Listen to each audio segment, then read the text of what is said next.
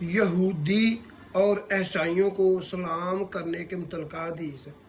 حضرت ابو ہریرہ رضی اللہ تعالیٰ عنہ بیان کرتے ہیں کہ نبی کریم صلی اللہ علیہ وآلہ وسلم نے ارشاد فرمایا کہ جب تم یہود و نصارہ کو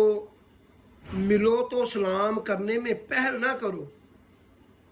اور جب تم ان میں سے کسی کو راستے میں ملو ان کو راستے کے ایک طرف چلنے پر مجبور کر دو۔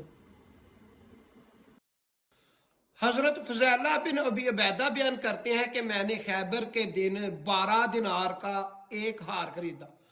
جس میں سونا اور گونگے جڑے ہوئے تھے، اور میں نے اس کو الگ الگ کر دیا۔ میں نے دیکھا کہ اس میں 12 دینار سے زیادہ کا سونا ہے، تو میں نے اس کا تذکرہ نبی رحمت صلی اللہ علیہ وآلہ وسلم سے کیا، تو آپ نے ارشاد فرمایا کہ اس کو مت بیچنا حتیٰ کہ اس کو کھول کر الگ الگ کر دو۔ اسلام کی انفارمیشن، اسلامی حالات و واقعات، اسلامی قرآن اور حدیث کے متعلقہ صحیح ویڈیو دیکھنے کے لیے میرا چینل ضرب الاسلام سبسکرائب کر لیں۔